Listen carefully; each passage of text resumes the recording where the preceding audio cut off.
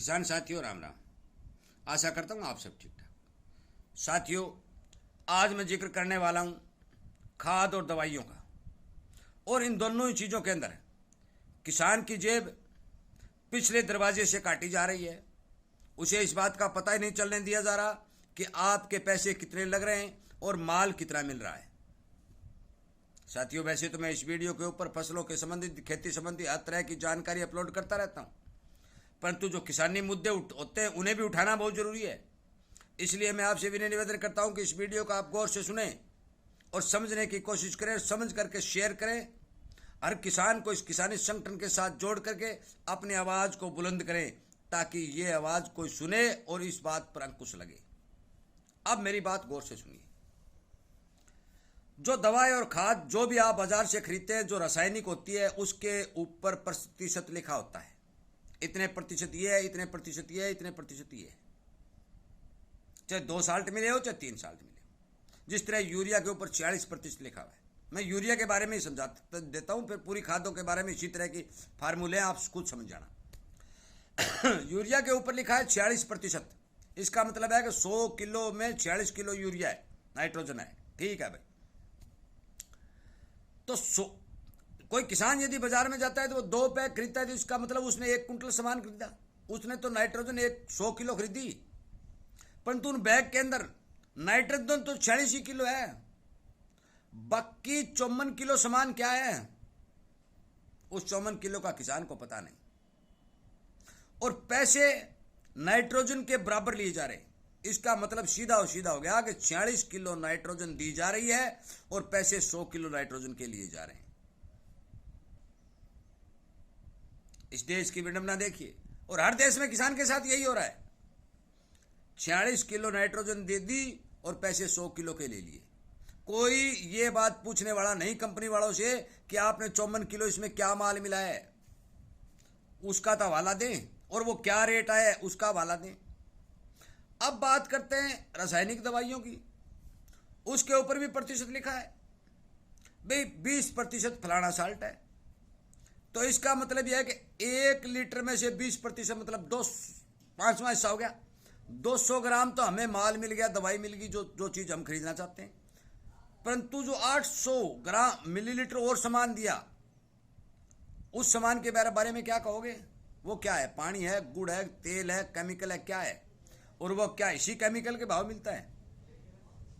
किसान को 200 ml जो सामान दिया जा रहा है, पैसे 1 लीटर के लिए जा रहे हैं, 5 गुना ज्यादा। और यदि किसान के पास कोई सामान है, यह भी वीडियो ना देखिए, मैं एक उदाहरण और देना चाहता हूं।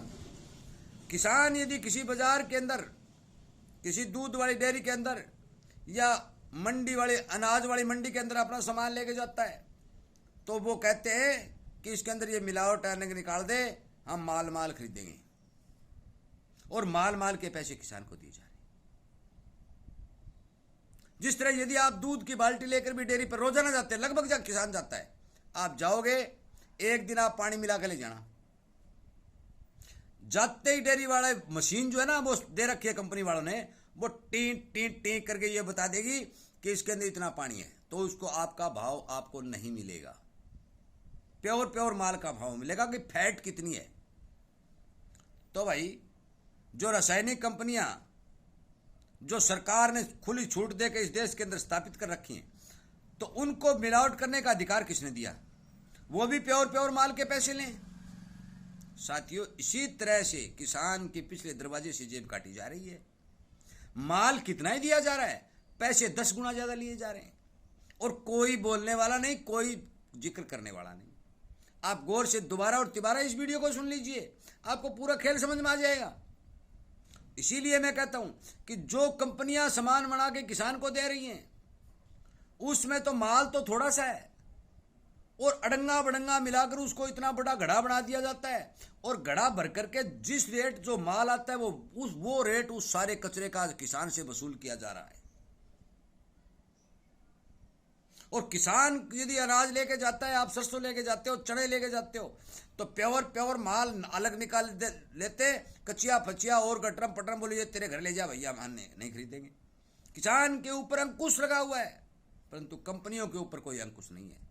वो मन मर्जी से। और ये भी एक और बता दूं कि आपको 20% जो लिखा है वो भी साल्ट 20% है कि नहीं है उसका भी पता नहीं, क्योंकि किसान उसे कहाँ किस लैब में ले जाकर चेक कराए, क्योंकि भारत सरकार कोई लैब खोलना ही नहीं चाहती। और मैंने एक वीडियो पहले भी बनाया था, जिले वाइज हर चीज की जांच करने के लिए सरकार द्वारा लैब खोलनी चाहिए। और बिहार सरकार ने इसके बारे में पहल की भी। बिहार सरकार ने यह घोषणा भी की थी कि हम 75% अनुदान देंगे और जिले वाइज लैब खोलेंगे। खुली या नहीं खुली इस बात का मेरे पास तो अब तक समाचार नहीं आया, परंतु यदि जिले वाइज लैब खुलती है तो हम पता तो लगा सकते हैं कि इसके अंदर कितनी है। अरे भाई 200 ग्राम सामान देके पैसे तो 1 लीटर के ले लिए, पर 200 ग्राम तो है कि नहीं है इस बात की भी तसल्ली नहीं है। साथियों, इस तरह से यदि किसान को लूटा जाता रहा तो आप मान के चलो कि किसान का 1 पैसा भी बचत निकलने वाला नहीं है। इसलिए मेरी आपसे विनय निवेदन है कि आप इस वीडियो को ठीक से समझकर हर किसान तक पहुंचाने की कोशिश करें और किसान से ये उम्मीद करें कि वो इस किसानी संगठन के साथ जुड़कर अपनी आवाज़ को सरकार तक पहुंचाएं और ये बात सुनिश्चित करें कि कंपनियां जो सामान दे रही हैं वो सामान असल में है कितना और उसकी लागत कितनी है, और जो मिला रही हैं वो भी इसके ऊपर लिखा होना चाहिए। भाई 20% फलानी चीज है, 80% फलानी चीज है, दोनों के नाम होने चाहिए। सिर्फ साल्ट के नाम क्यों?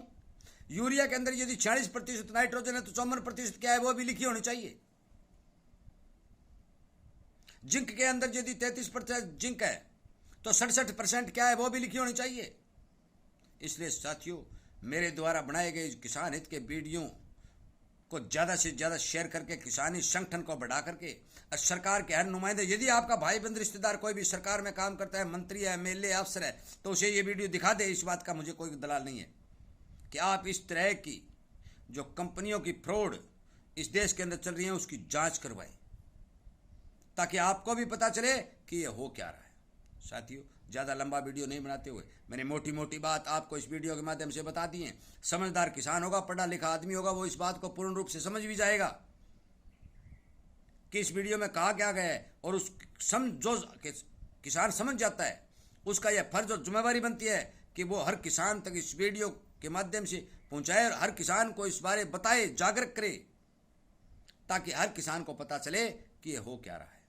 वीडियो सुनने के लिए, लाइक करने के लिए, चैनल के साथ जुड़ के सब किसानी संगठन को बढ़ाने के लिए आप सबका बहुत बहुत धन्यवाद।